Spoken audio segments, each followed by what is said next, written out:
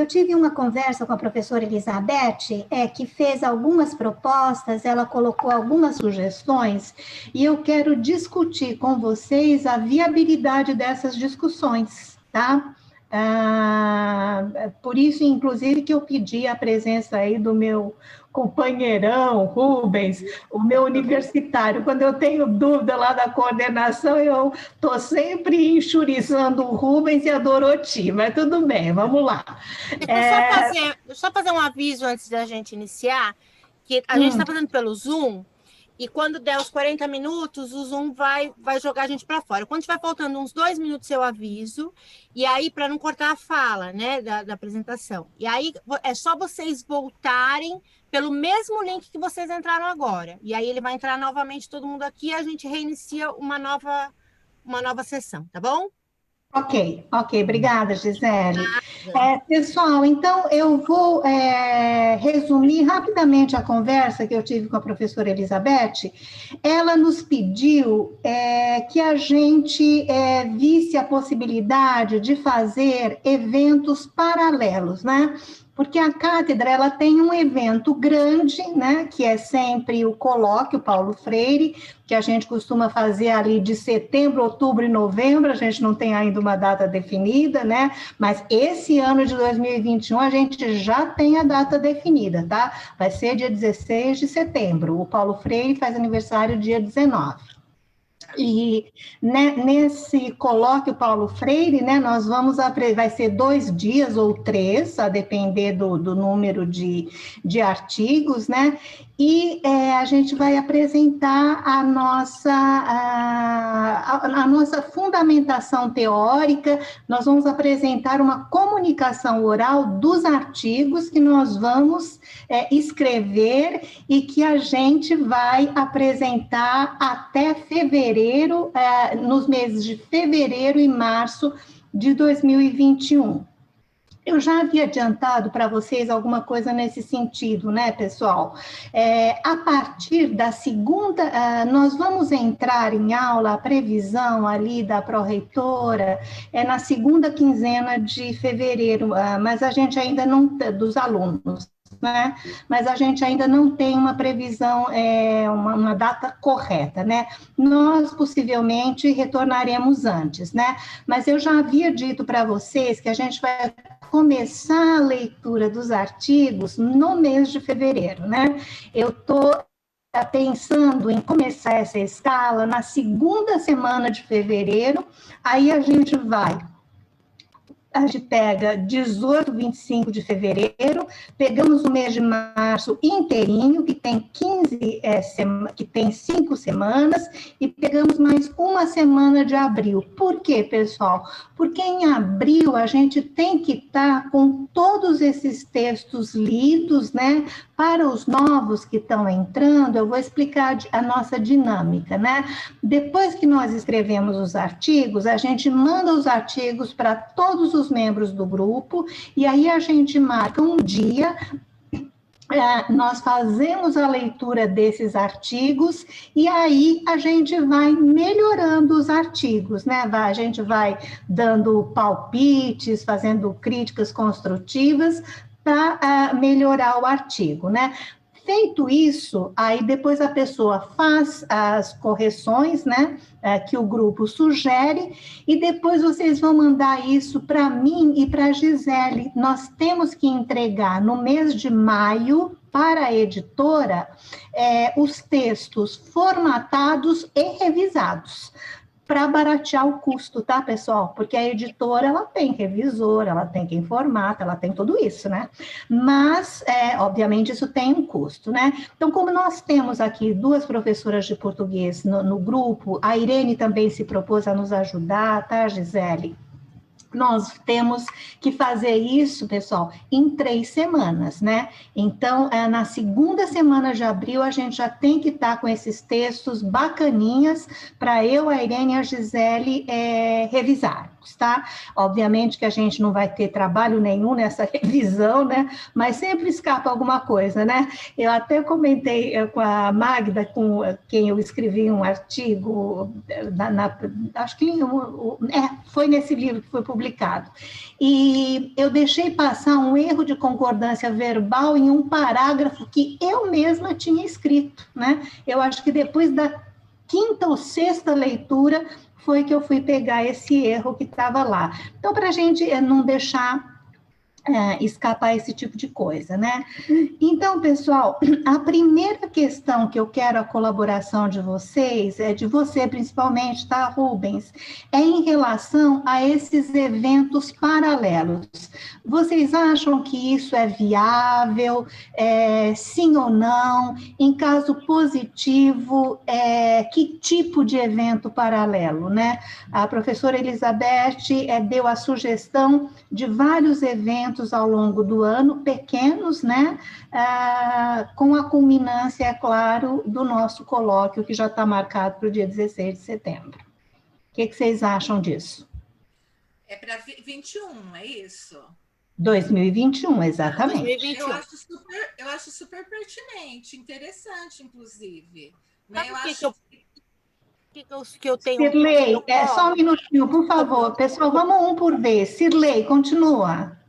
Não, eu penso que é super pertinente, Rosário. Eu acho que até dá mais vida para os nossos encontros, né? Assim, fazer e a gente organiza, dá tempo assim da gente pensar. Nós podemos até pensar e no próximo encontro trazer sugestões, caso alguém já tenha aqui. Eu acho que dá para a gente até assim denominar, colocar um nome para isso, que futuramente esses eventos todos dão até para a gente escrever um capítulo considerando esses eventos que nós realizarmos. Né? Pessoal, eu quero que fique bem claro para todos nós, né, que os artigos que a gente vai apresentar em fevereiro e março de 2021, estes artigos serão o tema do colóquio em setembro, tá bom? Serão o tema do colóquio em setembro e serão publicados no terceiro livro da coleção da Cátedra Paulo Freire, tá? Então, estes eventos paralelos, eles terão que ter uma outra temática que não aquela dos artigos que nós estamos escrevendo, tá? É isso. Deixa eu fazer uma pergunta. Que dá um título para isso, Rosário, né? Algo bem impactante que vai ao encontro do estudo. Sim, agora, esses encontros, Sirlei, não são encontros de estudo, tá?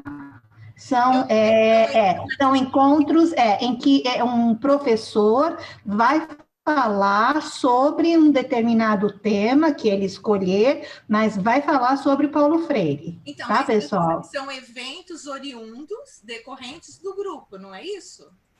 Então, a gente pode discutir. Eu pensei também em outras pessoas fora do grupo, porque também, pessoal, eu penso muito nas atividades corriqueiras que a gente já tem, né? A gente tem que entregar agora, por exemplo, um monte de tech, a gente tem que gravar aula ao vivo, né? A gente tem uma série de atividades, né, que já nos tomam bastante tempo, né? Então, eu penso nisso também, né? Para não sobrecarregar o grupo, né?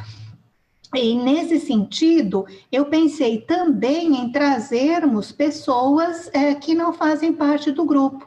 Pensei na professora Juliana Neri, que ela é especialista em Paulo Freire, né? A Sirlei deve conhecer, a Vânia também, do curso de Pedagogia. Enfim, pessoas que não estejam no grupo, mas eu quero ouvir os demais. Rubens, eu quero ouvir você. Olá, eu acho bastante oportuno essa possibilidade, né? Primeiro, que nós podemos vincular muito mais a participação dos alunos, sobretudo o aluno da licenciatura, das licenciaturas, né? esse evento, acho que ele pode assumir vários formatos, né? O formato de conferência, o formato de palestra, o formato de oficina, o formato eventual de pôsteres, né? E tendo nessas apresentações, como você mencionou, essa ideia é boa, né? De trazer pessoas de fora, participação dos professores, inclusive com os artigos que já foram apresentados, né? Nós poderíamos revisitar esses artigos, né? E rever, né? O que foi apresentado, o que foi escrito, e tratá-los agora de uma maneira, de uma apresentação, enfim, de uma conferência, de um bate-papo, né? Então, nós poderíamos tirar, no mínimo, 3 categorias para os eventos e também determinar assim, um prazo de quando em quando acontecerá esse evento, sei lá, de 2 em 2 meses, de 3 em 3 meses, né? E aí nós poderemos, nessas categorias, colocar assim, bate-papo, palestra e oficina, alguma coisa por aí. Para dar dinâmica, né, a eles. O que você acha? O que vocês acham? Posso falar? Boa noite, tudo bom? Eu cheguei um pouquinho depois ali na fala, mas assim, a fala do Rubens me deu uma ideia, assim, por quê? A gente tem visto nos últimos anos, aí uns 2 anos para cá, a gente tem tido muitos eventos na Unimes. Eu acho que muitas vezes os alunos também estão um pouco saturados de só ficar ouvindo a gente falar, evento de ciências humanas, evento de cada uma das ciências humanas, evento de... Então, pelo que o Rubens falou, eu tive uma ideia, não sei se é viável, porque eu já fiz isso num evento de filosofia, por que não trabalhar com comunicações dos alunos? Por que não fazer algum tipo de evento em que o aluno possa mandar anteriormente um artigo, e é que a gente aprove esse artigo, e aí ter, o Rubens falou, né, uma oficina, uma palestra, então, dentre esses itens, tem com participação dos alunos, para que o aluno apresente alguma coisa, né? Muitos alunos nossos já são formados, já são docentes, né? A gente tem aluno até que está fazendo mestrado, doutorado, então, não seria viável aproveitar esses alunos, porque a questão de ficar mais dinâmico e também não só a gente falar, para que o aluno sinta um pouquinho mais participando das atividades, né? Não só como ouvinte, porque a gente já tem muitos eventos em que o aluno só é ouvinte, que ele só entra para fazer uma pergunta ou outra. Seria viável, de repente, isso? Não sei se é interessante ou não. Então, Juliana, viável mas precisa projeto, tá? Isso aí precisa de um projeto muito bem estruturado, planejado, com antecedência, né? Se você quiser fazer esse projeto, apresentar um esboço dele e depois a gente parte para uma segunda discussão, eu acho ótima a participação do aluno. Também acho muito pertinente isso que você falou da saturação dessas lives, né? E não é só live da Unimes, não, gente, é live para tudo quanto é lugar. Eu até brinquei com os professores de letras e disse assim, pessoal, eu não aguento mais live, eu estou preferindo love. Vamos lá. Posso fazer um questionamento?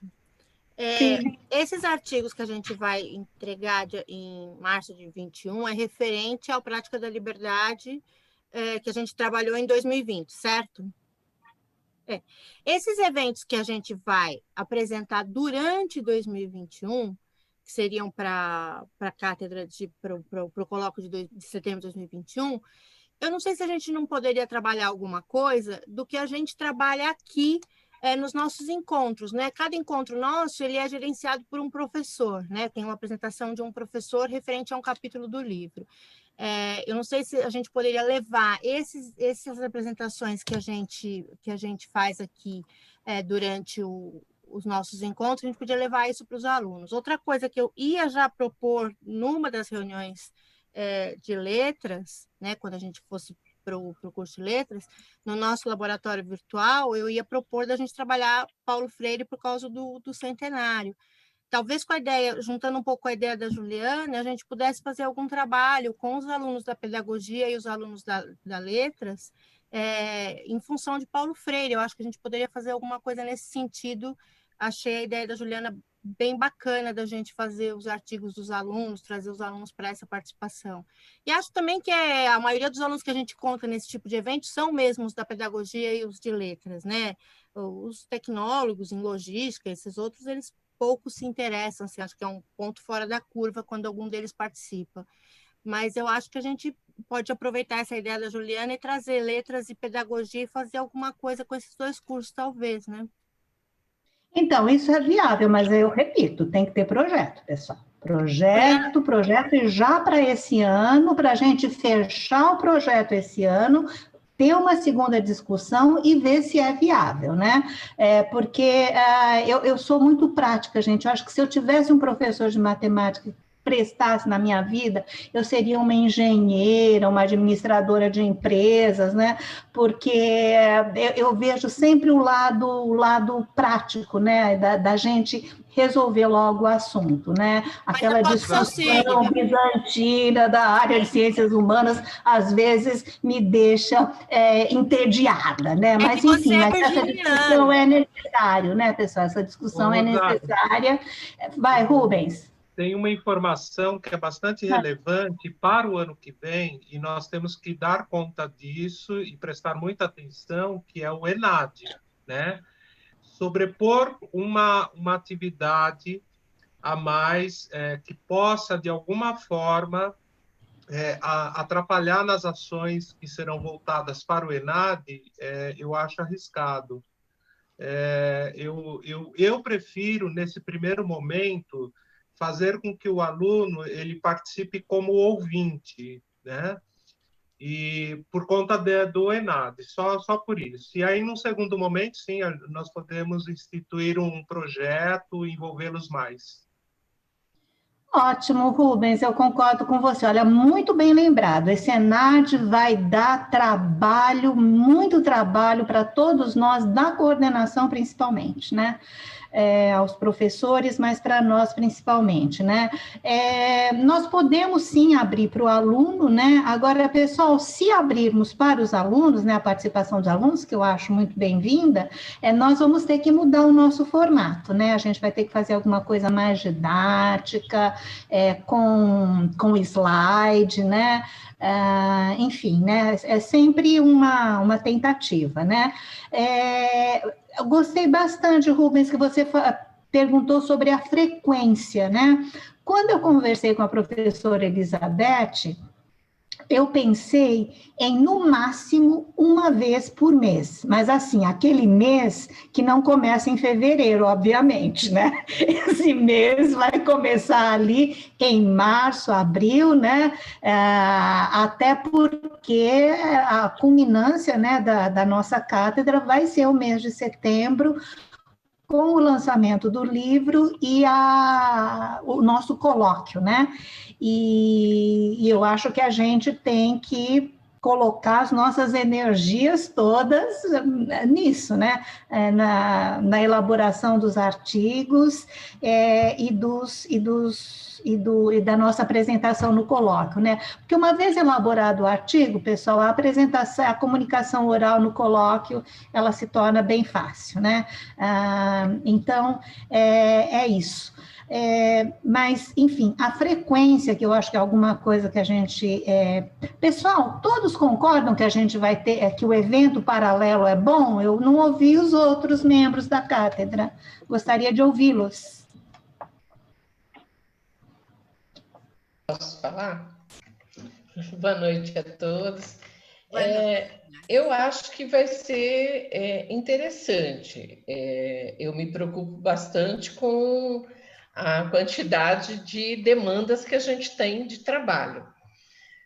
Quando foi falado no convite a outros, eu acho que a gente poderia aí, talvez, fazer uma mesa redonda, alguém da universidade com alguém fora da universidade, que pudesse falar um pouco, né, da versão dele do estudo sobre Paulo Freire, e aí a gente teria aí um debate, uma mesa redonda. Eu acho que poderia ser 2 ou 3, alguém do grupo nosso, alguém da universidade que estuda Paulo Freire, que não está no grupo ou já esteve, e alguém de fora mesmo, de uma outra universidade que a gente pudesse conversar. E aí fosse um diálogo, não um vem, apresenta, outro vem, apresenta, mas aí talvez a gente organizasse de um jeito, né, que fosse mais dialógico, né? Não, talvez algumas questões que fosse perguntado por um terceiro ou por alguém que fosse coordenando o grupo. E ficaria algo mais dinâmico, né? Porque às vezes só falar para o aluno cansa, né? Eles se cansam, eles querem... e quando o diálogo, o bate-papo se estende e talvez ele até pudesse fazer algumas questões também, eu acho que fica mais dinâmico. Me preocupa, Rosário, essa vez por mês. Nós vamos estar presentes 2 vezes, cada 15 dias. Mais uma vez? Então, isso é o que a gente vai discutir, né, pessoal? Por isso que eu quis essa reunião do grupo, né? Porque essa questão da frequência, ela é muito importante, né?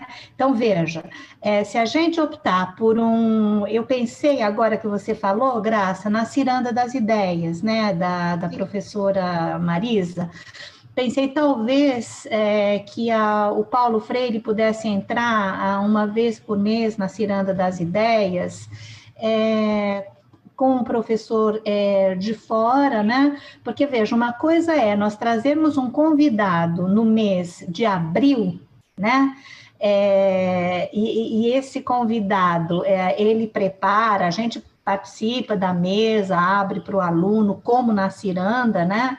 Obviamente, e nesse dia, né, no dia desse evento, digamos, mensal ou bimensal, sei lá, bimestral, obviamente que a gente não vai ter a nossa cátedra, né, nesse dia, né, não dá, senão eu também, Graça, eu sou super preocupada, eu já disse isso para você no começo, com as demandas que a gente tem, né, para não sobrecarregar a nós, que já somos muito sobrecarregados, né. Exato. Olha, então, eu penso que realmente 1 por mês sobrecarrega, nós não vamos ter fôlego para isso, talvez o máximo 2 no primeiro semestre, né, porque nós temos o outro evento. Como vocês...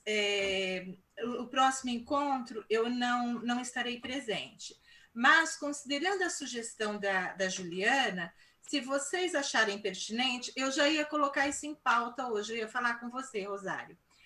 No nosso último encontro, se você pudesse permitir assim, 10 minutos para uma aluna da pedagogia do presencial falar como é que foi o trabalho com o livro das cartas do Paulo Freire, professora Cíntia não.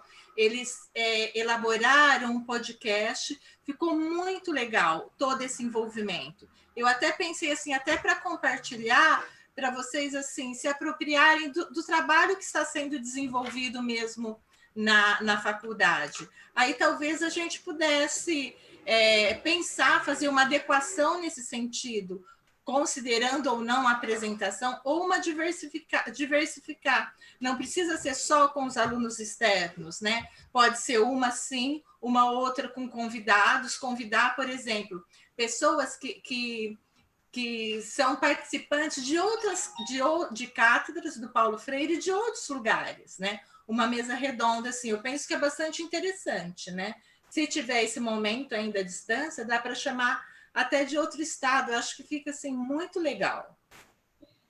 Cirlei, eu vou tentar contato com pessoas de outras cátedras, né? Vou fazer isso depois que eu acabar de escrever essas TECs, quando eu ficar mais tranquila, né? Em relação ao trabalho da aluna do presencial, super bacana, mas para esse ano não. Para o ano que vem, certamente. Ela poderia, inclusive, fazer uma dessas apresentações, tá?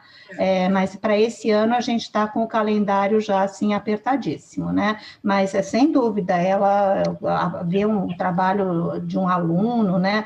compartilhado, né,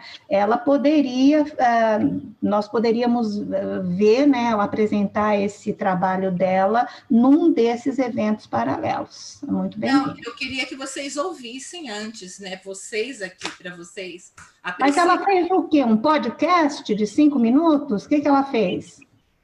Nós dividimos, todas fizeram, a classe toda. Cada classe ficou com uma carta, né? Então, são 8 podcasts, porque cada grupo ficou com 2. Mas, assim, aí elas usaram outros gêneros para responder a carta do Paulo Freire. Esse grupo especificamente, eu orientei 2 grupos. Então, eu iria trazer só uma aluna, só para vocês, assim, apreciarem. Até a Juliana até conhece uma, já deu aula para essas alunas. Mas era assim, foi mais a título de curiosidade para vocês, assim, né, terem ciência do que está sendo desenvolvido também, e que é da nossa universidade. Nós temos mais 6 minutos, tá, gente? Posso fazer uma sugestão? Como esse trabalho está no formato podcast, né? Nós temos a rádio online, né? Você poderia, porque seria um desdobramento da cátedra a partir da sua ação com essas alunas. Então você poderia propor ao Estênio, na rádio online, né, a inserção desse conteúdo. O que você pensa disso? E aí é um vínculo entre cátedra e as ações pedagógicas. Eu não sei se é presencial ou EAD, né? Presencial. Olha, Rubens, eu acho ótimo, inclusive porque a rádio é o locus adequado para o podcast, né? E aí todos nós teríamos acesso a ele, né? Nós leríamos, o que não invalida nós convidarmos essa aluna. Você, Cirlei, falando já é uma possibilidade, né? Você com as alunas em um desses eventos paralelos, falando a respeito desse trabalho que vocês tiveram. Eu acho isso aí super bacana, né? E já é uma coisa que você já fez, já está pronto, não vai te dar muito trabalho. Porque, pessoal, uma questão prática que eu levanto retomando mais uma vez a demanda enorme que nós temos, né, nós apresentarmos algo que a gente já tenha mais ou menos engatilhado, né, porque nós não temos muito tempo para ficar preparando coisas, né, e nós sabemos que para fazer uma palestra de 20 minutos, a gente demora, às vezes, uma semana, 15 dias, selecionando o texto, preparando e tal. Então, tem que ser alguma coisa que já esteja mais ou menos pronta. Gostei muito da tua ideia, Rubens, da gente retomar cátedras passadas, né? E a gente apresentar conceitos que nós já apresentamos, né? Pensei na professora Meire Rubens, que deu aquela palestra sensacional, né? Que foi a preferida dos alunos sobre Paulo Freire e as relações étnico-raciais, né? Então, nesse sentido, né? Agora, retomando aquilo que a Cirlei falou sobre a frequência, vocês acham que a gente consegue fechar uma frequência ainda hoje? Antes de fecharmos a minha proposta é que ele seja de 2 em 2 meses, em datas flutuantes, que nos livre nos momentos de grandes avaliações, né? Porque aí a gente tem um sossego de preparar isso daí, né? Diante dessa proposta, que a gente consiga tematizar para pegar outras áreas também fora da licenciatura, né? E eu tenho uma proposta um pouco mais ousada, que ele também possa, já que ele é transmitido em paralelo via YouTube, que em alguns desses momentos, se não necessariamente todos, né, que ele possa ser aberto, nós podemos estender convites, né, para outras cátedras, outros professores de diferentes regiões. Seria viável a gente abrir a cada 3 reuniões nossas, abrir uma reunião para fazer essa mesa redonda dentro das nossas reuniões da cátedra e fazer como se fosse um evento? A gente abriu a cada 3 reuniões, a gente abre uma, né? Na 4ª reunião, a gente ficaria mais ou menos a cada 2 meses, a gente faria uma reunião e abriria para outras pessoas entrarem e fazerem essa mesa redonda. Talvez não seria viável a gente fazer uma coisa assim, abrir dentro do nosso grupo de estudo, abrir essas... Porque aí também já não ficaria fora da nossa cátedra, não sobrecarregaria tanto a gente, ficaria dentro do nosso cronograma e a gente já faria o cronograma do próximo semestre já contando com essas reuniões que seriam os encontros abertos, que a gente poderia chamar de encontros abertos de Paulo Freire. Eu acho que realmente um mês é muita coisa. Eu acho que pelo menos 2 meses, como o Rubens falou, eu acho que no mínimo 2 meses para a gente poder fazer um trabalho, né, bem pensado, bem trabalhado, senão fica muito rápido. Eu vou só falar, em menos de 1 minuto, eu vou falar o que eu queria falar. Para mim, não sei se para todos vocês, mas para mim foge um pouquinho, ou falta um pouquinho da essência do Paulo Freire. Então, eu até sugeria um projeto com o seguinte tema, a essência dos pilares da educação sobre a ótica de Paulo Freire. Eu acho que, não sei se isso daria um bom tema para a gente discutir, depois documentar e depois publicar. O que vocês acham disso? Oi, Lelis, é um tema ótimo, tá? É um tema bom, pode inclusive ser o tema do seu artigo, né? Sem dúvida nenhuma. É que, na verdade, para mim, para ser artigo sobre um tema que eu vou escrever, aí me faltam muitas informações. Eu acho muito temeroso eu entrar nessa seara. Por isso que eu acharia melhor fazer um projeto primeiro para discutir bastante esses pilares, a essência desses pilares, e depois acaba até virando um trabalho, né, um artigo. Ok. Uma ideia. Ótima ideia. Então, a gente vamos discutir o seu projeto, sim. Pessoal, alguém mais quer falar sobre a periodicidade?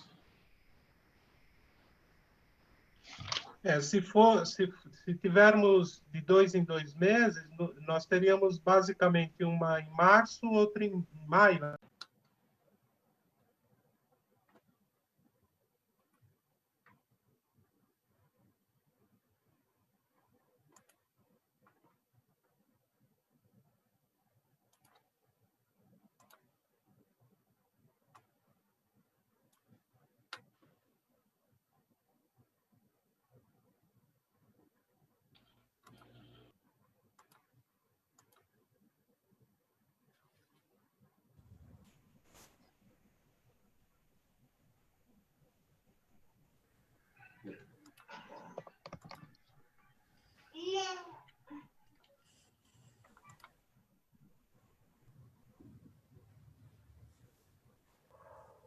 Oi, Rubens, você está aí?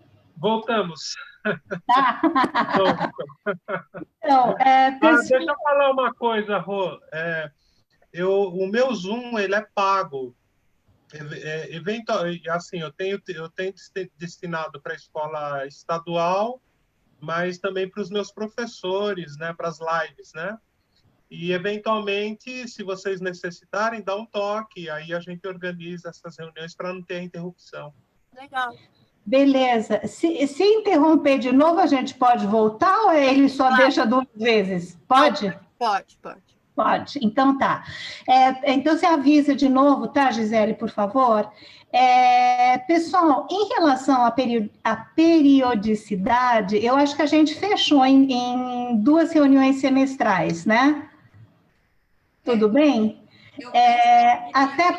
Até porque aí, pessoal, a gente vai organizar essas reuniões, depois fica para a ideia ir amadurecendo, né? Porque nós tivemos várias sugestões, né? Formato de oficina, de mesa redonda, de bate-papo, de palestra, né? A gente fecha depois o formato dessas reuniões. E também eu acho interessante a gente trazer alguém de fora, né, que já tem alguma coisa pronta, de outras cátedras também, né, a gente fazer esse intercâmbio, a gente vamos pensando, né, em quem que a gente pode convidar, porque nós teríamos, então, dois eventos paralelos no mês, no primeiro semestre, né, e no segundo semestre nós teríamos um evento em agosto e o outro em setembro, né? É isso, pessoal? Ou setembro, novembro? O que vocês acham? Pode ser setembro e novembro. Setembro tem o colóquio, né? Isso. E aí a gente pode fechar o ano, de repente, em novembro e fazer um mega apanhadão, uma mega mesa. Setembro ou novembro, melhor. Setembro, novembro, né? Ótimo. Setembro é o colóquio, né? Que a gente está preparando. E novembro a gente faz aí uma mesa redonda, né? Faz aí uma apresentação. Deixa eu ver aqui na pauta, eu acho que isso era o mais importante. Então, fechamos em 2 meses, em 2 por mês, né?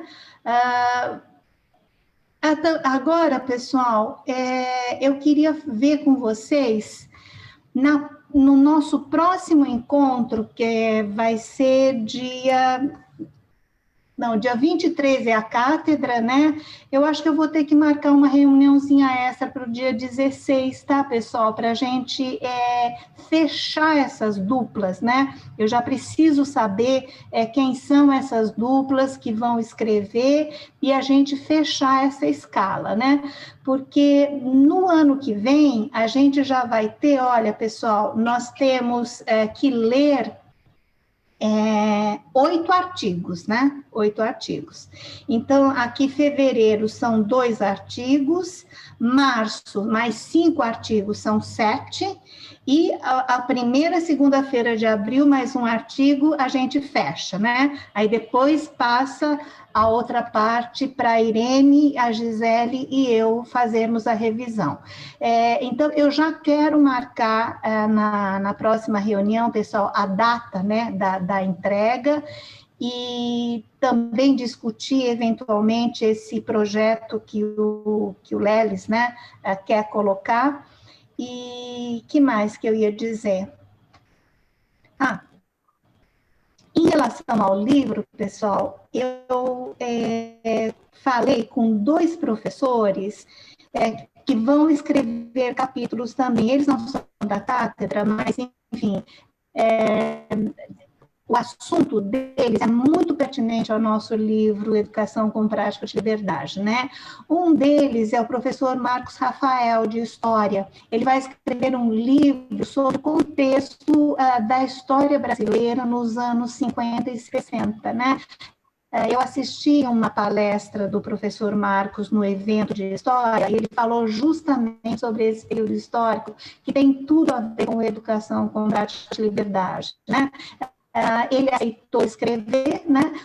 Então, a gente vai abrir o livro com esse capítulo, contextualizando, né, o livro todo.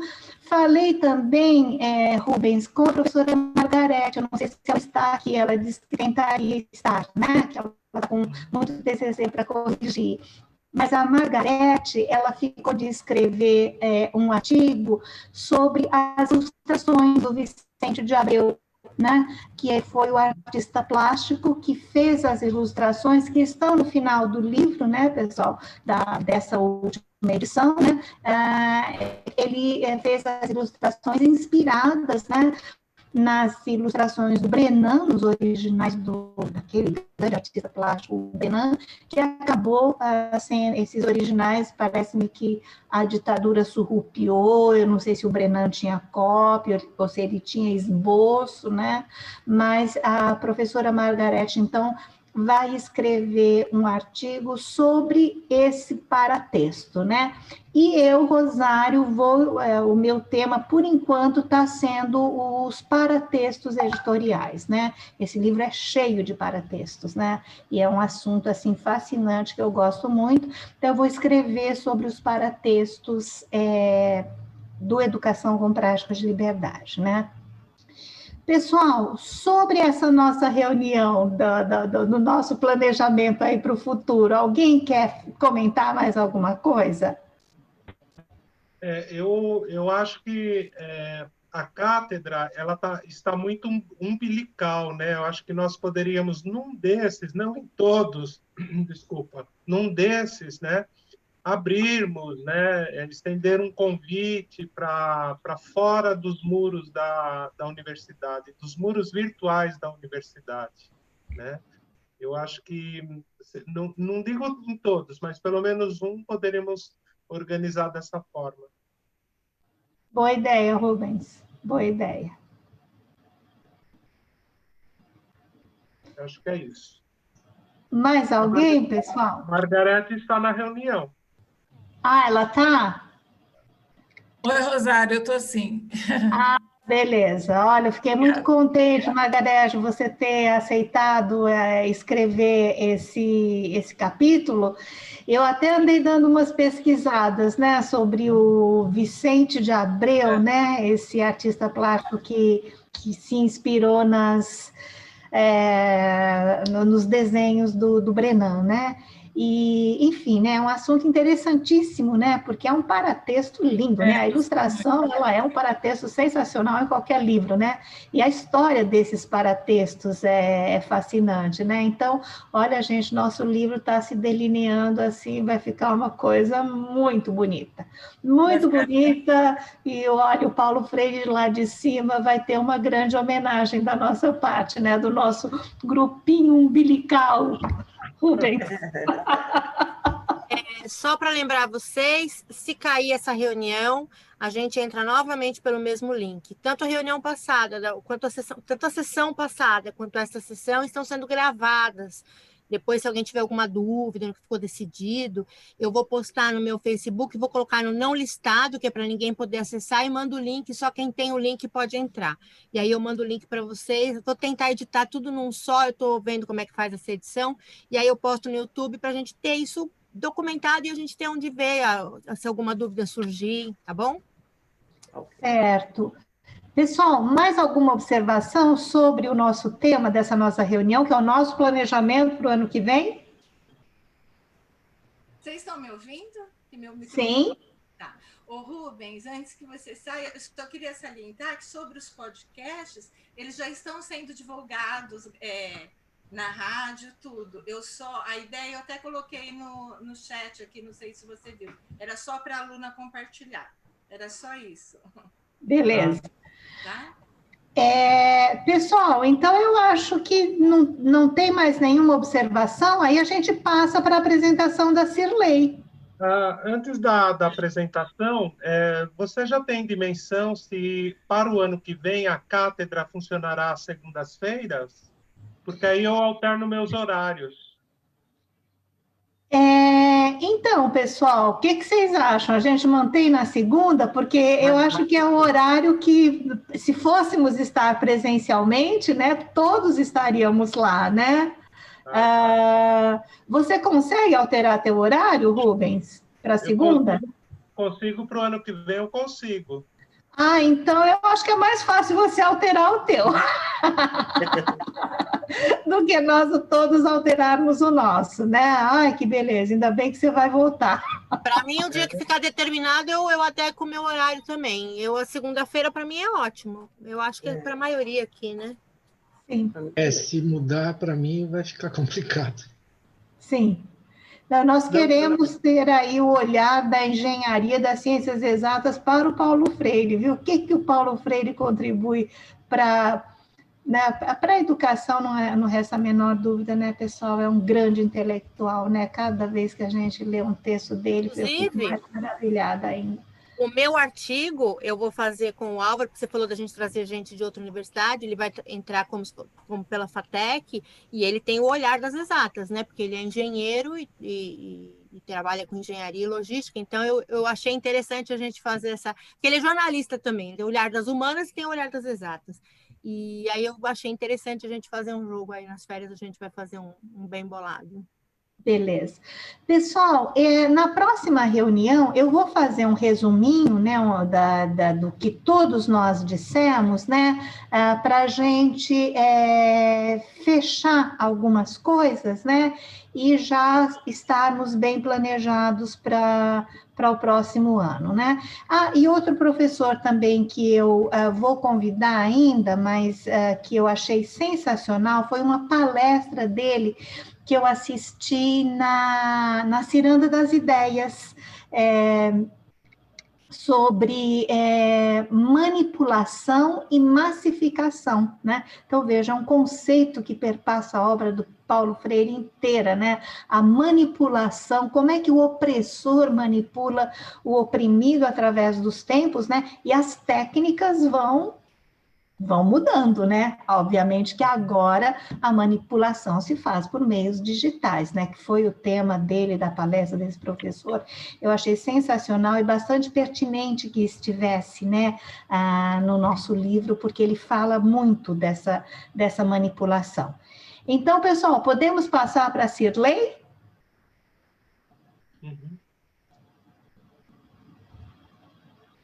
Cirlei, quando a gente começou, você estava me perguntando como é que fazia para visualizar. Você se achou ou você quer ajuda ainda? Não, eu não. Eu ia compartilhar, mas não vou. Aqui em cima, se você quiser mudar a forma de ver todos nós, quando você passa o teu cursor aqui do lado direito, na parte superior da tela, você tem um view. Aí você abrindo esse view, você pode pôr no speaker view, que ele vai deixar grandão quem está falando e pequenininho do lado os outros participantes, ou você pode deixar no gallery view, que você vê a cara de todos ao mesmo tempo. Como nós somos poucos, cabem todos numa tela só. Tá? Mas eu vou fazer o seguinte, eu vou acabar procedendo como vocês fizeram nas apresentações anteriores. Eu vou comentando e aí vou abrindo espaço para vocês irem interagindo. Pode ser assim? Como vocês acabaram, né, fazendo anteriormente, né? Então, eu acabei ficando com um fragmento do quarto capítulo, né, Educação e Conscientização, e acaba estando, está implícito, né, aí a questão do título que ele traz. A liberdade é um dos princípios fundamentais do círculo de cultura, como modificar a questão da educação popular. É bem forte isso, abrange a questão que a Rosário falou, neste momento, a questão da massificação de outras formas, né, mas que estava lá já a época em que essa obra foi escrita, né? A preocupação com a democratização da cultura dentro de um quadro geral da democratização que ele considera fundamental, abordando assim a questão do que faltava, né, dos déficits quantitativos e qualitativos. Eu quero só ler um fragmento lá da página 106, que ele começa assim, que eu coloquei, eu vi como assim bastante forte. Ele diz assim, que toda compreensão de algo corresponde, cedo ou tarde, uma ação. Captado um desafio, compreendido, admitidas as hipóteses de resposta, o homem age. A natureza da ação corresponde à natureza da compreensão. Se a compreensão é crítica ou preponderantemente crítica, a ação também o será. Se é mágica, a compreensão mágica será a ação. Por que eu estou vendo isso? Porque essa parte que está inserida no capítulo 4, né, como inicia a minha parte na página 6, eu retomo um pouquinho, eu acho que foi o Alexandre que abordou a questão das consciências. Foi você, Alexandre? Das consciências críticas, consciência mágica, ingênua, né? A fanática, que aí ela vai dar a origem, né, a essa ingenuidade, ela vai levar ao irracional, caracterizando pela acomodação, o ajustamento, a adaptação. Então, ele traz nesse fragmento que eu li conceitos como o foco principal é para a questão do diálogo, mas aí ele aborda, né, em paralelo a isso, a questão do diálogo, a questão do antidiálogo, antropológico, aborda a questão dos codificados e o descodificação. Aí, o foco principal é para a questão da alfabetização, né? Mas como ele quer desenvolver a criticidade, ele ressalta a educação como meio de contribuir e ser capaz de superar essa captação mágico-ingênua da realidade dos seres, que é denominantemente crítica. Mas aí ele traz assim a questão: como é que eu vou desenvolver essa capacidade crítica com pessoas que não estão alfabetizadas? Então, traz essa questão, né? Como fazer isso, né? Considerando essas pessoas que não eram alfabetizadas. Aí ele considera a questão do aprendizado da escrita e da leitura como uma chave, né, com que o analfabeto iniciaria a sua introdução no mundo da comunicação escrita. Então, assim, é suficiente, precisa que eles estejam alfabetizados, mas, assim, para além disso, né, o que, considerando a cultura, os saberes que essas pessoas, que a pessoa já possui, né, a compreensão do ser humano. Então, como realizar isso? Aí, para chegar a essa questão desses alunos se alfabetizarem, né, ele pensa assim, num método que seria participante, né, e que eles teriam condições de fazer de fato, né, de entender isso. Aí ele traz a questão do diálogo como assim, algo relevante, porque ele vai abordar numa relação horizontal a questão da empatia, né, da simpatia, esse diálogo visando buscar, né, a crítica por algo. A hora que você entende, que você dialoga, que você tem um interesse comum, que você respeita o conhecimento do outro, você consegue, com empatia e com simpatia, buscar algo. E ele se pauta, né, no Jaspers, né, que acho que a Juliana pode até falar um pouquinho depois, que é daquele filósofo, né, alemão, que o diálogo é, portanto, indispensável, né, considera como um caminho. E aí ele acaba, né, abrangendo também a questão do antidiálogo, né? O que implica esse antidiálogo? Uma relação vertical, que não permite a criticidade, é arrogante, não permite a comunicação, e sim comunicados, é algo que se impõe. Aí que é onde ele traz a questão, né, desse teórico, né, desse filósofo alemão, do Jasper, que aborda no livro dele, ele coloca 3 exigências, né? A exigência científica, a razão e o combate à razão. E lá na página 108 tem um fragmento que diz assim: quem dialoga, dialoga com alguém sobre alguma coisa. Esta alguma coisa deveria ser o novo conteúdo pragmático da educação que defendíamos. Então, assim, essa coisa aí, nessa frase, ela tem uma dimensão, assim, fundamental, né? E aí entra o conceito, né, antropológico de cultura, em que o homem age de acordo com seus padrões culturais. Ele é resultado do meio em que foi socializado, sendo a cultura toda a criação humana. Então, é o foco principal, né, de considerar uma música, uma obra de arte, né, aquele saber, ainda que não tenha o domínio da base alfabética, né? É o que nós chamamos hoje de um letramento. É possível uma pessoa ser letrada e não estar alfabetizada.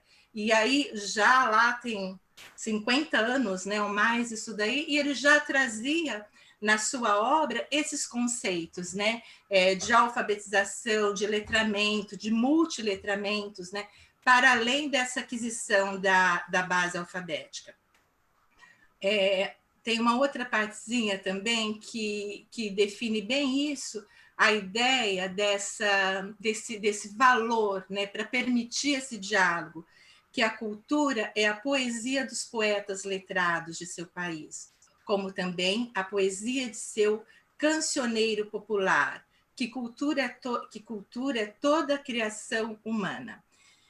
E aí, nessa linha, pensando como que ele vai atingir, né, envolver essas pessoas para que eles se alfabetizem, que eles conheçam os conceitos, né, antropológicos, por exemplo, dessa cultura. Aí ele começa, ele apresenta 10 situações, né, existentes que ele coloca como codificadas, capazes de desafiar os grupos e levá-los para a sua descodificação. Aí, o que seria essa descodificação? Até como a gente faz, às vezes, num texto, né? São questionamentos sobre, para levantar todos os saberes, todos os conhecimentos culturais, todas as propriedades que se tem daquele entorno, daquele contexto, quer seja geográfico, quer histórico. Então, ir levantando, né, foi meios que ele encontrou, né, essas que ele chama 10 situações existentes, que é onde é abordado pelo Vicente de Abreu, né, as obras, para ir fazendo o quê? As codificações, né? O que seriam essas codificações? Para poder desafiar o grupo e levá-lo a uma descodificação, que são os questionamentos, os saberes, né? O que se tem por trás de todo esse conhecimento de uma pessoa que não é alfabetizada, porém ela possui assim, um grau muito amplo de letramento. E aí, nesse percurso, né, metodológico, né, que essa descodificação, que pode ser interpretada assim, como uma análise crítica de determinada situação. No caso aqui, ele pegou as obras, né, que o Vicente de Abreu colocou, que foi apoiada no Brenan, é essa a pronúncia correta, né, para pintar essas situações, e foram assim descodificados pelos grupos dos alfabetizandos, né, com o auxílio de um coordenador, que ele ia fazendo todo esse debate, ia permitindo em roda, né, e ele ia coordenando, e ao término, né, os alfabetizandos, eles iam interagindo e percebendo e se sentindo assim muito à vontade para falar a respeito. Então venceu aquela questão assim do respeito ao saber do outro, dessa pessoa que não tinha, né, não estava alfabetizada, porém assim de um conhecimento ímpar. E foi muito muito interessante, e a Margarete está aí, né? Como é possível, né, aprofundar a questão da educação com a arte, essa integração, né? Foi assim fantástico a forma como isso ocorreu, e aí traz, né, no contexto atual, como a gente pode estar fazendo isso, né? A troca entre os participantes nesse contexto é extremamente rico. E aí ele foi mostrando, né, todas as obras, foram interagindo por esse coordenador. Assim, não explicita bem dessa forma, né? Mas a gente, por outras leituras, até conhece e sabe o percurso. E aí, o que foi interessante foi que tem alguns fragmentos, não todos, mas assim, depois de terem passado por esse percurso, né? Algumas pessoas têm até um gari, né? Que essa parte está lá no livro, né? Ele fala da Prefeitura de Brasília, né? Ao discutir posteriormente o conceito de cultura, ele coloca: vou entrar no meu trabalho de cabeça para cima. É que ele descobriu o valor da sua pessoa, né? Ele afirmava: sei que agora eu sou culto, em decorrência, né, de vários saberes, várias contribuições. E aí, todo esse fragmento que eu vi, ele vai passando por esse debate dessa cultura, né, da democratização da cultura, que se abrem perspectivas para o início dessa alfabetização. E passado isso, aí se percebeu, né, que assim, eles tinham essa segurança, que eram cultos, né, mas para até ampliar essa questão dessa cultura, aí precisava a questão do escrever propriamente, né? Entendendo que a questão da escrita, porém ficando claro que a escrita, que a alfabetização, ela não é nada mecânico, né? Ela é cognitiva. Você tem que pensar sobre, você tem que saber o que escreve, você tem que interpretar o que escreve, né? Ler o que está escrito. Então, aí ele traz essa questão e começa, né? Vencido esse papel, aí entra as questões das 17 palavras, né, geradoras, que entra lá na outra parte já do trabalho, mas eu só estou mencionando que acho que quem vai abordar isso um pouquinho com aprofundamento é a Graça. Mas aí ele traz, então, a questão das 17 palavras geradoras, né, para começar esse trabalho de alfabetização propriamente dito, para oportunizar que se amplie a questão do letramento através da escrita, né? E aí ele ressalta bastante que a questão do professor, né? O papel do educador, né? Que o papel do educador, ele é, assim, de extrema importância, né? Esse é mais importante como? Para dialogar com essa pessoa que ainda não possui aquisição da base alfabética, né? Dialogar como? Com situações concretas, aquele processo que ele fez com as obras de arte, né? Oferecendo, assim, oportunidades, instrumentos para que essas pessoas coloquem todos os saberes que elas possuem em cima de uma análise. Então, analisando uma obra, por que está ali, qual a finalidade, aquele poço, né? Por que ele foi construído, e os pássaros, e as crianças. E aí são as obras que teríamos que dar uma olhadinha, né? São aquelas 10 obras, aí eu paro um pouquinho para saber se vocês chegaram a ver, se todos viram lá as obras. Tudo bem? Então, aí a minha parte ficou até aqui, né? Aí ele apresenta as 10 situações existentes, né? Para eles irem descodificando, são aquelas obras do Vicente de Abreu que estão como apêndices. Se desse até para a gente analisar alguma, seria, não sei se dá aqui, para a gente, aí teria que pôr, você acha que dá tempo, Rosário, da Dá gente dar uma olhada? sim, dá. Vamos analisar, sim.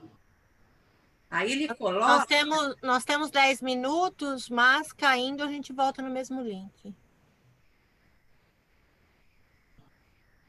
você teria que projetar, deixa eu ver, eu vou projetar o livro, então.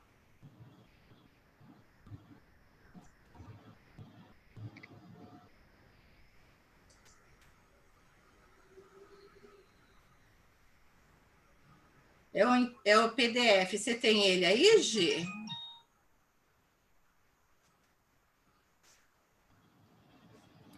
Você quer que mostre a obra, essas obras aqui? Porque está dando erro aqui. Isso. Que está lá no final. Você quer que eu mostre aqui para ver ou você quer que eu tente compartilhar? Eu ia tentar. Não, era só mais para a gente analisar alguma, mas assim, acho que não dá. Peraí que Está lá nos anexos. Deixa eu ver. Deixa eu abrir meu PDF aqui, espera só um pouquinho. Sabe por que eu não estou conseguindo?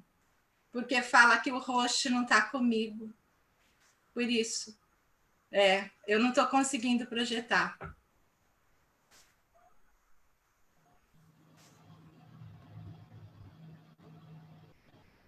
Tenta agora. Você passou para mim? Passei para todos. Para todos? Tá. Espera aí agora.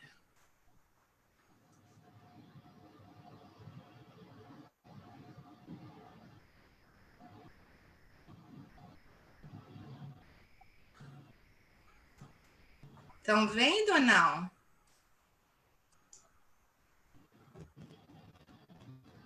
Estamos vendo sua tela. O livro não foi? Tá. Acho que é o livro que está aberto aqui. Não sei. Está mostrando uma página. Acho que é do Word. Eu acho que são as anotações suas. Aí, agora você tem o livro aqui do lado direito. Isso. Mas vocês estão conseguindo visualizar? Agora Eu estou sim. vendo agora. Agora sim, estou vendo o PDF. Deixa eu ir lá para o final, então. Eu copiei algumas, mas aí eu acabei não conseguindo.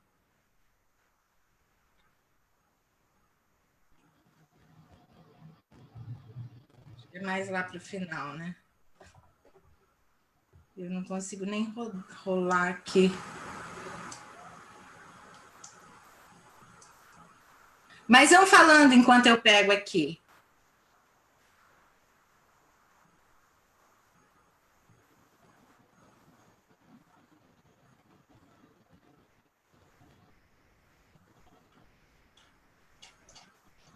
Olha aqui. E agora, cadê a Margarete? Está aí ainda, Margarete? Não sei se a Margarete está. Ou a Margarete ou o Rubens. Aí eu penso que... Sim. Deixa eu só abrir aqui, peraí. Agora, eu penso que vocês podem contribuir bastante, né?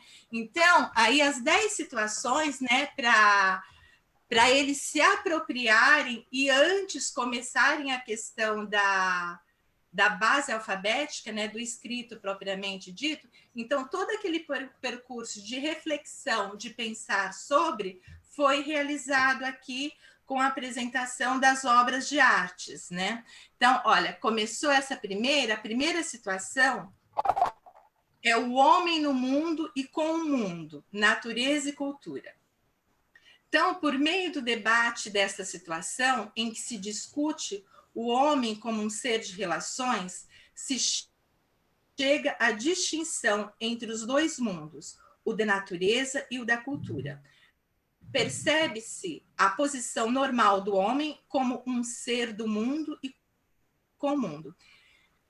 Então, como ocorriam? Eram feitos todos os questionamentos acerca, né, que foi muito bem aqui, olha, posto com esse título, O Homem no Mundo e com o Mundo, Natureza e Cultura. E aí eles iam levantando os questionamentos, né, pelo coordenador com os alfabetizandos, sobre assim, tudo que eles conseguiam perceber, ver o que estava aqui na imagem, para além das imagens, e aí assim, pautado no conhecimento e na vivência já cultural de cada um. Então saíam aqui nessa, por exemplo, e todo esse movimento de descodificação é nessa linha. Por exemplo, se nós pegássemos lá as duas torres lá que foram destruídas, uma foto, né? Começar a questionar o que se viam, quem fez essa fotografia, né? Em que ocasião, em que contexto político, né? Quantas pessoas morreram ali? Então, assim, todo esse processo, todos esses saberes, eles vinham à baila, vinham à tona, por meio dessas imagens. Foi o primeiro processo antes de entrar com as 17 palavras geradoras no processo de alfabetização. Então, as questões eram, de uma certa forma, assim, semelhantes, com o intuito de levantar o entendimento e os saberes sobre aquela imagem. Então, como fez, quando, em que, sempre buscando, tentando ver o contexto, né? A época e o que se sabia disso. Quer falar alguma coisa dessa, Margarete? Eu acho assim, de imediato, né, o que a gente pode perceber, ó, os pés descalços, né, o tamanho dos pés, que é um pouco maior do que o normal, o tamanho das mãos, valorizando a questão do trabalho, né? Tem no fundo a mãe provavelmente com o filho, então os cuidados da família, a casa que tem essa simbologia é uma casa, um desenho bastante infantil, né, até meio naif, mas simbolizando tudo que acontece, né? Tem janela, tem a porta, quer dizer, eles estão o pai está saindo ou o homem está saindo da casa e a família está entrando na casa, então tem muita coisa para ler, né? Dá para ler muitas coisas nessa imagem, né? Tem a Então, questão da importância da natureza, né? A valorização do contexto da natureza nessa cultura. Tem o poço, né? Que fala do trabalho para tirar a água, e a água também vai trazer várias simbologias, né? Essa água que flui, que serve para alimentar, que serve para dar banho, que serve para molhar a roça. ou a ausência dessa água, né? A ausência da água, o pássaro que voa, né, a liberdade, dando esse sentido de liberdade, né? Então, o homem, pelo trabalho e pela cultura, ele pode voar, ele está com o livro na mão, né? É muito simbólica essa imagem, numa mão a enxada trabalhando e na outra o livro. Foi o que primeiro me chamou a atenção. Isso foi o que primeiro me chamou a atenção, a enxada numa mão e o livro na outra. Foi a primeira coisa que eu bati o olho e falei, nossa, é o livro numa mão e a enxada na outra. É muito simbólico isso. E a gente já lembra daquele primeiro projeto do Paulo Freire no Nordeste, né, de alfabetização desses trabalhadores, né, há tanto tempo atrás, acho que me remete muito àquele período também, né? É maravilhosa, a imagem é esse incrível. Ponto, né? A questão para você pegar a água, a dificuldade, o trabalho, né? Quanto tempo você demora para levar, para carregar. Então, e o peso, né? É pesado, o braço dele é grande, é forte, né? Eu lembro que a minha avó, esse poço lembra bem o poço da casa da minha avó. É um trabalhão mesmo. Eu acho que também a questão do poço, né? Não só a questão do poço e do trabalho e tudo mais, mas a questão do quanto tempo se levou para fazer este poço e o quanto tempo eles ficaram privados desta água antes de ter o poço, né? Onde que eles pegavam essa água, né? Como era antes do poço? A construção do poço foi pela necessidade da água. Mas e como era antes, né? Quanto tempo se levou? Porque fazer um poço, a gente sabe, quem vem do interior, né? Como eu tive uma criação baseada no interior, a gente sabe que construir um poço é complicadíssimo e demoradíssimo. E o poço não garante, né, a água. Então, aí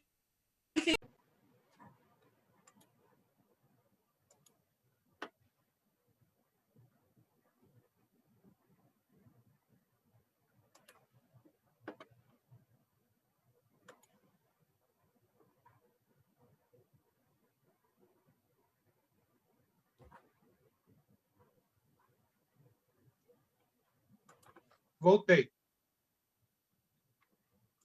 Estão voltando.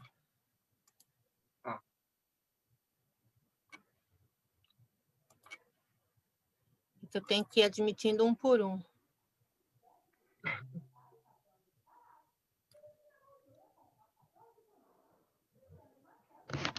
Minha máquina.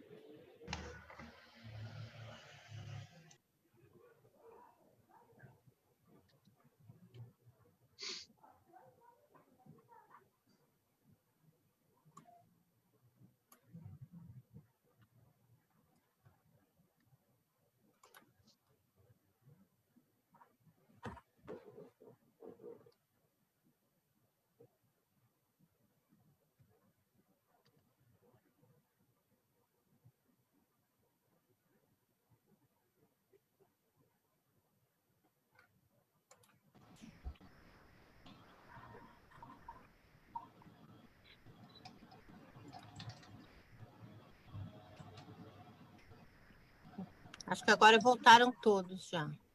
Acho que estão todos aí. É, né? É.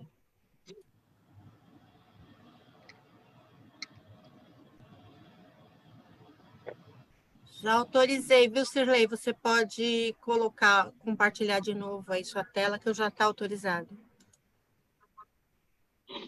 Estão ouvindo agora? Sim. Sim. Rosário, e aí, continua projetando para a gente ver as imagens, porque todas as outras imagens, as 9, elas vão, vale a pena, né, ver com calma todas, né? Eu convido todos a darem uma olhada, não sei se todos tiveram oportunidade de ver, mas... Mais 40 minutos, podemos trabalhar esses 40 minutos, depois pode ir entrando quantas vezes quiser. Pode. O que você sugere, Rosário? Projeta de novo as imagens ou você quer abrir para o grupo? Fica a critério de vocês, mas pode projetar outra imagem para a gente discutir, né? Agora, o que eu quero colocar em relação a essas imagens, pessoal, é que a partir delas, né, se gera um debate, né? Então, a palavra debate, para mim, é muito forte nesse capítulo, né? Porque nos dias de hoje, nós estamos na nossa bolha das redes sociais e a gente só encontra quem pensa igual a gente, né? Não dá, a rede social, ela não permite o contrário, né? O algoritmo filtra. Então, esse debate que o Paulo Freire propõe a partir das imagens, né? E a leitura da imagem, né, pessoal? Veja, aqui é a leitura do mundo precedendo a leitura da palavra, né? Eu imagino as discussões riquíssimas que devem ter ocorrido, e eu não sei mas da experiência de todos nós como professores, né? Quando eu colocava nas aulas um quadro, uma pintura para ser analisada, os múltiplos significados, né? Mas é isso, agora falem vocês. Magda, deixa eu te perguntar uma coisa. Esse homem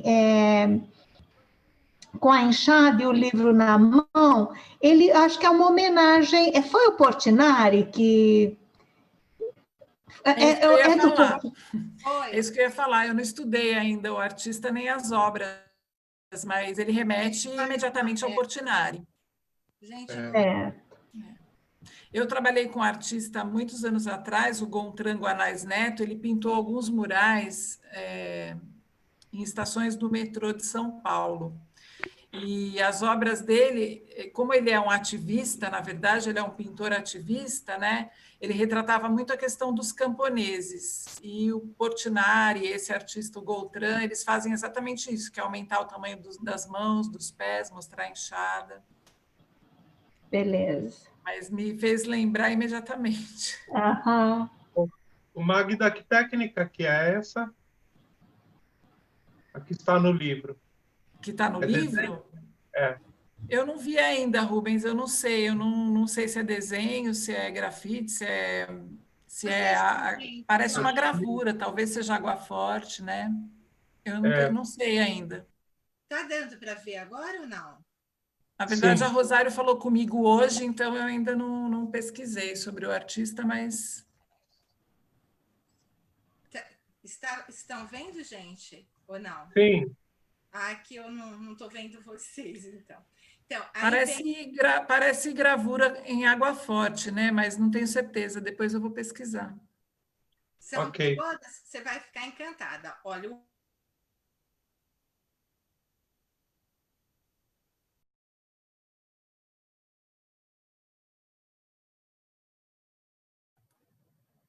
gente.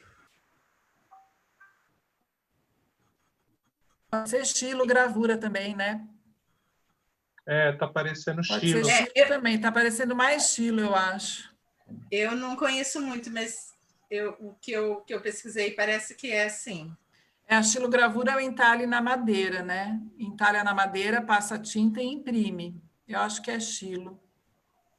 Então, essa descodificação, vocês observam que em cima do texto sempre são esses questionamentos, né? Vão se perguntando para ver e assim esse círculo, né? Para ir trocando as ideias, o que cada um percebe e enxerga para além disso, né? Considerando as vivências. A terceira é o caçador iletrado.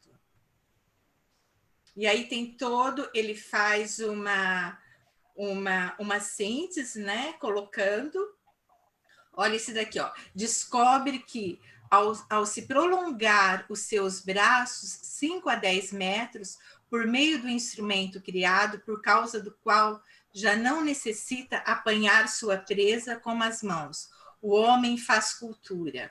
Ao transferir não só o uso do instrumento, que funcionalizou, mas a incipiente tecnologia de sua fabricação. As gerações mais jovens fez educação. Ele vai discutindo, é de uma riqueza. Olha esse daqui. E tem um detalhe, Cirlei, olha, em todas as imagens, elas são abertas, elas não têm margem. Não, Isso que elas convidam para esse diálogo, para esse debate, e para que o espectador complete, né, continue imaginando a partir dessa imagem. Porque ela poderia ser fechada, mas ela não é. E esse debate, né, pautado na questão do diálogo, é de uma forma assim, de respeitar mesmo, né, os saberes, para juntos caminharem para uma busca, para desenvolver. Olha, quer ver só, mas tinha uma que eu fiz umas anotações, mas não estão aqui. Caçador letrado, cultura letrada. Sempre a presença, né, de um animal, questão da natureza, todo.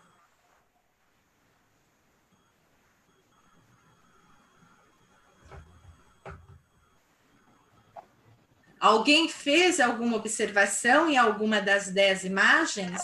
Gostaria de comentar. Essa é o caçador gato.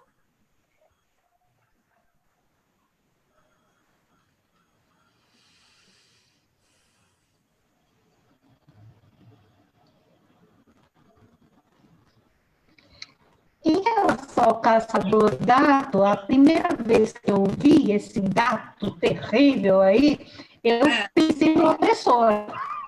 Eu pensei no opressor e no ratinho no oprimido, mas não lembro se tem a ver com isso, né? Mas, enfim, foi a leitura que eu fiz. Então, mas tudo é permitido, né? Se você fez essa leitura. Não, a obra de arte, não é isso, o Margarete, né? Tem várias leituras, né? Tem uma leitura que é pessoal, que cada um pode ler e fazer uma ligação com a sua bagagem cultural, né? Tem uma leitura que vai se aprofundando um pouco mais, quer conhecer o texto e fazer as analogias, né? Quer conhecer o artista e também saber dos seus propósitos, e aí você vai ampliando essa leitura, né? O gato me lembra de cara que ele é um caçador, ele caça o rato, né? Ele mata o rato, ele caça, ele mata. Esses círculos aí no fundo, né? O círculo pode remeter a várias coisas, mas a esse caçar sem fim, né? Esse matar, morrer sem fim. A alimentação, comer, porque ele mata para comer. Então, esse ciclo que parece um túnel, né? Vai indo para um espaço que é sem fim, que é circular, sempre volta. Então, mas o gato como perseguidor, né? Mesmo. Também. Aí tem o homem transforma a matéria da natureza com o seu trabalho. É o 6.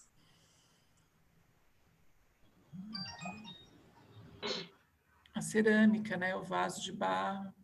Uhum. Bem forte essa. A época desse escrito, né? Do livro. Quer ver só? Aí sempre retoma as questões, né? O que vemos? Que fazem o homem? Trabalham com barro? Aí todos falam. estão alterando a matéria da natureza com o trabalho, dizem muitos, né? Após essa série de análises que são feitas sobre o trabalho, e há até os que falam na alegria de fazer as coisas bonitas, como um homem de Brasília, né? A construção lá do... Se pergunta da possibilidade de ressaltar o trabalho representado na situação de um objeto de cultura. Respondem que sim, um jarro, uma quartinha, uma panela, etc. Então, isso tudo vai sendo conduzido, né, pelo o que eles chamam de coordenador, né, e eles vão interagindo com todas essas imagens, né, essas figuras, as vivências de cada um vão sendo vindo à tona, trocando. Então, e ali tem o torno, né? Ele está com o pé embaixo, porque ele está mexendo, ele vai mexendo o pé e o vaso em cima vai girando. E ele vai modelando, né? Então, é de novo esse movimento circular que se repete. E é interessante ele escolher o jarro, porque as primeiras peças criadas com barro foram peças utilitárias, né? Panela, jarro, coisas que as pessoas precisavam. Mas eles, inicialmente, quando eles faziam, eles desenhavam, pintavam as peças, mas quando ia para a fogueira, tudo aquilo sumia, mas mesmo assim eles desenhavam. Então, quer dizer, a alegria de fazer, a beleza de ver, mesmo que depois, né, numa época distante, aí não ficasse impresso. Então, dá para refletir muita coisa. Então, aí todas, essa daqui é a 7ª, né?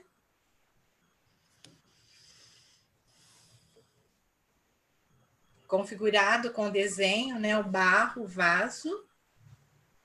E aí tem a 8ª, que fala da poesia. Aí, inicialmente, o coordenador de debates lê pausadamente o texto projetado, isto é, uma poesia. De modo geral, afirmam todos. Caracteriza-se a poesia como popular. Seu autor é um homem simples do povo. Discute-se em torno de se a poesia é ou não cultura. É tão cultura quanto o jarro, dizem, mas é diferente do jarro. Percebem na discussão, em termos críticos, que a manifestação poética responde a uma necessidade diferente, cujo material de elaboração não é o mesmo. Depois se discutem em vários aspectos da criação artística, popular e erudita, não apenas na área da poesia. O coordenador relê o texto e o submete à discussão do grupo. Aí o texto. Gisele, olha o texto, qual é? Da bomba.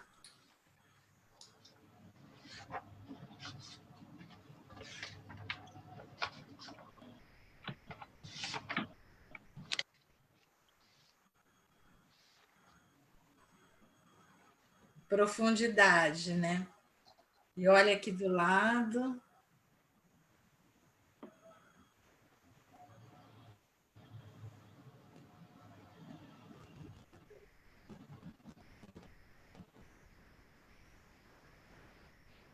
Aí vem a 9ª, né, imagem, que é padrões de comportamento.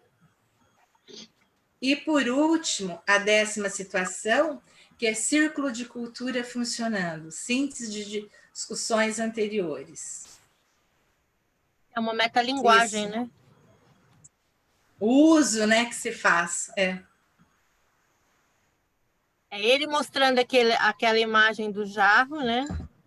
O orientador, o coordenador mostrando a imagem do jarro e eles próprios observando essa imagem. Todo pelo processo de construção. São eles se vendo, né? Eles se vendo na imagem. E aí essa é as 10, né? Situações que ele encontra para ir fazendo a descodificação. E, a partir daí, depois que eles já se apropriaram dessa questão do entendimento da cultura e consideram-se que são cultos, né, nesse sentido, que possuem esses conhecimentos, aí vai entrar na próxima parte a questão das 17 palavras geradoras, entendendo que o escrito ele vai corroborar, né? Mas não é relevante diante desses saberes que ele já possui, né? A questão da aquisição do escrito é apenas assim para ampliar esse grau de conhecimento, de letramento que eles já possuem.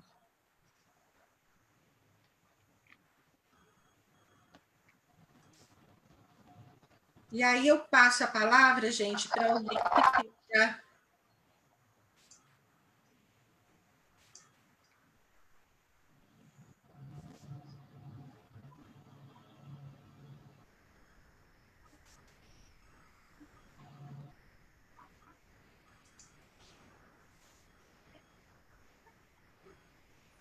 Puder parar o compartilhamento, Sirlei? Eu não estou conseguindo. Será que eu consigo aqui? Peraí. Não, mas, olha, tá aqui, seria aqui.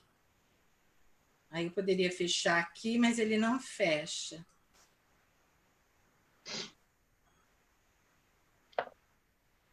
Tem um detalhe nas imagens, posso falar? Claro.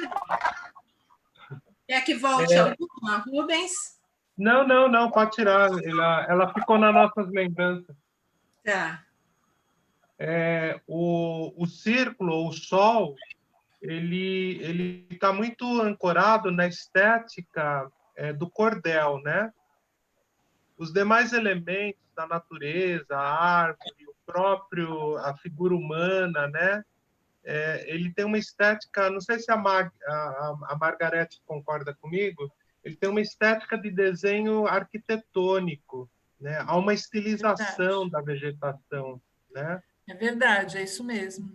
E no cordel eles não estilizam, inclusive eles aumentam os tamanhos, eles colocam detalhes, porque ele quer mostrar determinado tipo de vegetação, né? Que é importante em determinada região. E aí ele não define, e para não definir, ele estiliza, como se fosse um desenho da estética do arquiteto, né? Aquelas achuras que ele coloca para fazer o chão, né? A terra, né? Só que dá para ver que ele não é arquiteto, porque quando ele faz aquela casinha infantil, né? Aquela casinha universal, né? Ele, por exemplo, no cordel jamais faria, não é que jamais, né? Muito provavelmente não seria essa casinha, né? Mas é bem interessante o trabalho dele.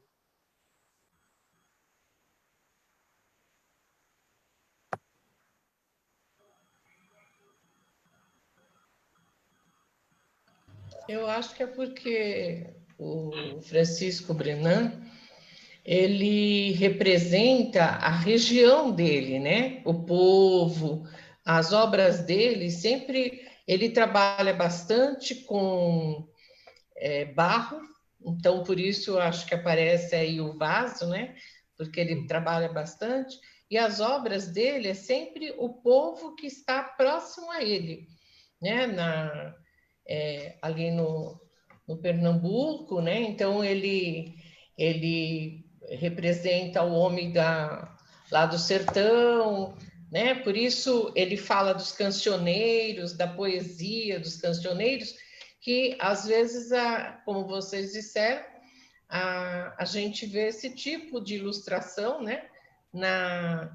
Quando você pega os cancioneiros ou a literatura de cordel, né? Quando ela tem quando ela tem a imagem normalmente é representada desse jeito. Quando a gente vai até o museu dele, né, do Brenan, aí algumas obras não têm pés, né? Ele tinha ou pés muito exagerados, ele tinha essa forma de representar, né, aquilo que ele percebia. Eu acho que aí talvez, como o autor, o artista se baseia nele, talvez tenha representado um pouco as obras da forma que ele representa, né? Nem sei como a Margarete vai nos ensinar depois, se esse artista tem essa característica, né? Se ele faz desse jeito, se ele trabalha desta forma as obras, ou se ele só tentou representar as imagens que o Paulo Freire usava do Francisco, né, Brina? Falando um pouco, vou sair da obra, né? Falando um pouco daquilo que a nossa amiga, né, Cirlei, pôs e não deixou muito para a gente falar, porque ela falou quase tudo, né? E aí eu chamo a atenção, quando eu fui lendo, até fui ver se tinha uma definição maior. Quando ele fala que ele utilizava um método ativo, na minha página é 141, que eu tenho o livro. Ele fala que ele precisava de um projeto, né, de um método, e aí ele fala que ele precisava de um método ativo, dialogal, crítico e criticizador. Isso me chamou muito a atenção. Eu fui até dar uma pesquisada rápida em outros, né, que escrevem sobre Paulo Freire, para ver se tinha uma definição para esse criticizador, porque ele fala de um estágio crítico, seria, né, ele chama de crítica um estágio elevado de consciência crítica. E aí, o que ele faz com esse aluno? Ele tinha que usar o que ele tinha como conhecimento, fazê-lo olhar para aquilo, para a obra, dialogar sobre isso com os poucos, com tudo que ele observava do mundo, para depois ele poder transformar isso em escrita, né? Que ele fala que aí depois ele transforma isso em escrita e leitura, né? Ele primeiro fazia uma leitura, era uma leitura de cada aluno do que ele via e percebia. Depois ele volta e dá a impressão de que ele retoma isso, né? Já com o foco de olhar dele letrado. Por isso ele destaca quando ele fala do aluno de Brasília, né? Que ele fala, agora eu sou importante, né? Eu sou trabalhador. Se eu sou trabalhador, eu estou fazendo algo pelo mundo onde eu vivo, né? Então eu sou importante. Eu sou importante não porque só eu sei ler, mas porque eu aprendi na leitura de que quem trabalha constrói um mundo diferente. E ele traz isso muito forte. E eu até fui olhar, porque eu lembro eu gosto muito do livro do Paulo Freire, que ele faz um diálogo com um professor americano, né, o Ira Shor, que o Ira escreve cartas para ele perguntando, mas e esse diálogo, como é? Porque era muito complicado para uma escola, uma universidade, ou para uma escola onde ninguém propiciava o diálogo. O professor era o sabedor, ele vinha, falava, explicava, e você tinha que se apropriar disso e fazer certo, né? Porque isso é o importante. Não era o que você pensava, mas era o fazer certo. E eu dei uma lida no material de uma pessoa que escreve sobre o Paulo Freire, acho que é Caio Prado, alguma coisa assim.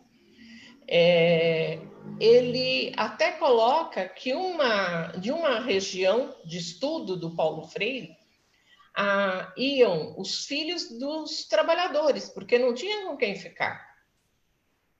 E as crianças assistiam aula, ele até põe a foto de que as crianças assistiam aula junto. E ele fala que quando ele entrevistou essa pessoa já adulta, ela falava que assistia a aula com a mãe aos 6 anos de idade. E o dia que o Paulo Freire perguntou, né, sobre, acho que era o poço, ele fala de uma palavra que, deixa eu ver se eu lembro aqui, ele pergunta...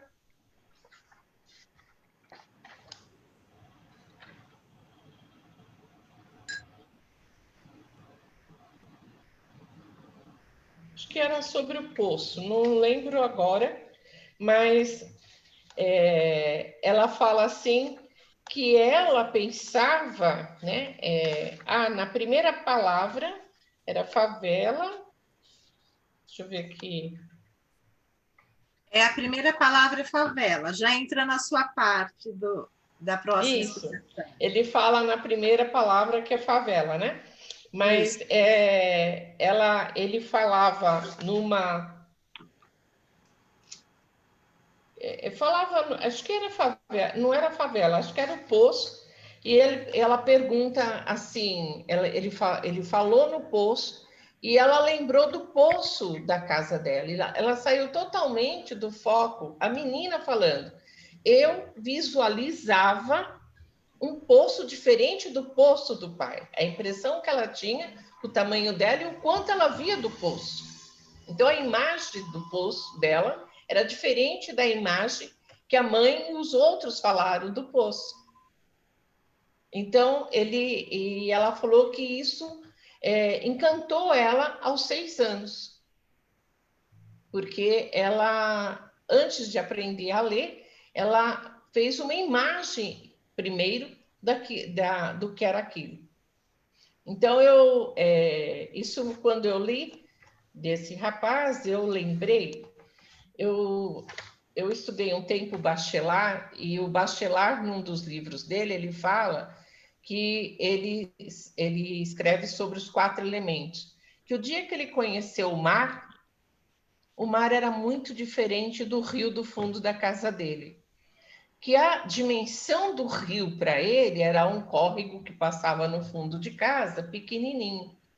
E que quando ele se deparou frente ao mar, que ele tinha aprendido na escola, que ele tinha lido, e ele era garoto, foi com os pais e viu o mar, ele falou que ele se assustou e ficou com muito medo. Ele não tinha medo do rio, mas ele tinha medo do mar, porque aquilo lá era muito, a dimensão era muito grande, então parecia que não tinha fim.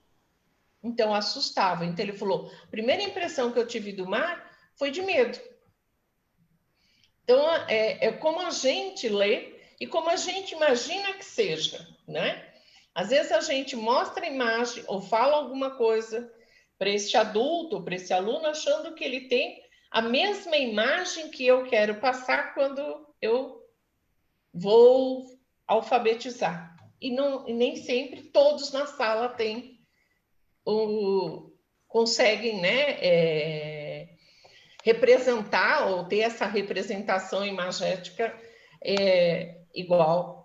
Às vezes é totalmente diferente e às vezes é muito diferente daquilo que a professora gostaria que o aluno compreendesse, né? Então eu fui lendo e fui me chamando a atenção essas coisas, que eu achei muito interessante. Indo ao encontro do que você colocou, Graça, da questão da imagem, você vê o livro, foi escrito, né, já tem mais de 50 anos, e ele já fazia, ele menciona mesmo, faz uma crítica à alfabetização cartilhesca, né? Ele fala, né? A preocupação da cartilha, e você vê, hoje ainda, né, nós estamos lutando contra isso, e até a proposta, né, atual do governo federal de um método fônico. Então, né, para além dessa reflexão que ele já colocava desde aquela época, né, que o aluno se alfabetiza... E olhar para a imagem... Sobre... Isso. E olhar para a imagem com olhar crítico, né? Então, não era olhar para o poço e escrever poço. Poço, mas era olhar para a imagem, ver o poço, pensar como ele... como você mesmo e outros falaram, Quer dizer, olhar para esse poço e pensar que esse poço pode ou não dar água, dependendo do local onde ele foi furado. Às vezes eles perdiam dias furando o poço e não encontrava água nenhuma. Quantas pessoas conviveram, né, com essa situação? Porque depois você tinha especialista para abrir poço, né? Eu também, viu, Gisele? Puxei água de poço. Tanto em São Paulo, como quando eu fui garota ainda para o Paraná. Morar no Paraná, bem pior, porque lá nem luz tinha. Mas eu também puxava a água do poço, e não era um poço raso, porque a região tinha dificuldade em ter água. Então, os poços eram bem fundos e precisava de muito braço para puxar, fortalecer o braço. Então, eu acho que essa situação é uma situação... E, ao mesmo tempo que ele criticava, né, que ele trazia essa crítica, ele trazia a valorização de quem fez o poço. Então, aí dá para a gente entender o rapaz de Brasília, né? O estudante lá do EJA de Brasília, quer dizer, eu sou importante. Ou o rural lá que fez o poço da casa dele, ele falou, puxa, eu sou importante, eu dei água para minha família. Às vezes dava água não só para a família, mas para outras famílias próximas da região que não tinha lugar onde cavar poço que desse água, né? Então, por isso que nesse fragmento, né, nessa parte dele, o foco principal é para a questão do diálogo. O diálogo dessa forma, né, bem ampla, que é o único meio, que é uma ferramenta indispensável para o caminho, para os questionamentos, né, para a busca. E quando isso, outras pessoas comungam, né, participam desse diálogo, né, essa relação de construção de objetividade de um sonho, é que se vai dar esse empoderamento, né, para as pessoas. Então, isso que eu vejo assim, na obra de uma riqueza e esse empoderamento que ele permitiu a essas pessoas, né, que estavam sendo alfabetizadas, né, terem sem se apropriarem da escrita propriamente dita, né? E hoje ainda né, sempre nós ainda temos... Eu estudei pela Caminho Suave. Até hoje, por muito tempo, eu fiquei pensando que era a zabumba. Eu falei na última reunião. Nós comentamos isso. Eu não tinha ideia do que era uma zabumba. Minha mãe me explicou, meu pai me explicou, que acho que fazia parte do repertório deles, talvez, e eu não fazia ideia do que era uma zabumba. Isso. Imagina, né? E só tinha para estudar o Z. Olha o sacrifício. A gente podia ter posto a zebra, né? Acho que fazia mais parte do repertório. Isso, viu, José? Gente, nós temos 5 minutos, tá? Vamos começar outra? Ou, Rosário, Pessoal, você acha que... eu acho que a nossa reunião hoje foi bastante produtiva, né? Teve muita ideia para as propostas aí, né, que eu coloquei. A gente vai ainda fechar, né, as muitas ideias que vocês colocaram, eu vou dar uma sistematizada. E na próxima segunda-feira, que nós não teríamos reunião, né? Dia 16, eu acho que não. Sim, queridos, foi o dia que eu disse que eu não vou poder participar. É a apresentação da Graça, inclusive, porque nós tivemos feriado. É isso mesmo, tá certo. Eu estou olhando aqui no meu caderninho, é isso mesmo. Semana que vem é a Graça. Um pouquinho antes da Graça começar, eu vou sistematizar esse tipo, né, desses encontros, mini encontros que a gente vai ter, para a gente ter uma coisa mais concreta, e aí eu acho que a gente já faz o nosso planejamento, já fica mais ou menos engatilhado, né? E também, pessoal, na próxima semana, eu gostaria de saber as duplas, né, e mais ou menos os temas que vocês estão pensando em desenvolver desenvolverem para o artigo, tá? Então, olha, gente, eu quero agradecer muito a presença de vocês. Foi ótimo ter o Rubens conosco. Volta, Rubens, ano que vem. Não, eu vou voltar. Eu não abandonei vocês, eu estava impedido apenas. Rosário, será que você poderia escrever bem rapidamente lá no nosso grupo qual é a proposta do nosso artigo, só para a gente dar uma nivelada A em todo... proposta é um conceito que esteja no livro Educação com Prática de Liberdade. Qualquer conceito que esteja lá. Livre dentro Tá? Um conceito que esteja no Educação com Prática de Liberdade. O que é educação libertadora? Enfim, né? Aí seria o amadurecimento, né, da nossa leitura, tá? Então é isso, pessoal. Obrigada, viu? Um grande beijo para todo mundo. Tchau. Obrigado, beijo para todos. Saudades. Beijos. Saudades, Rubens. Saudades. Ô, Vânia, você conseguiu ver sobre o artigo com alguém ou não? Sim. Eu vou fazer com a Magda e com a Lê. Vai fazer? Vou. É porque a semana passada ela me procurou, eu falei, olha, eu nem vi nada ainda, eu vou ver depois. E agora eu tenho que ver essa semana para passar para... Então, tá bom. Eu estou com os dois. Tá bom, então, gente. Tá, tchau. Beijos em todos, gente. Beijos. Beijo.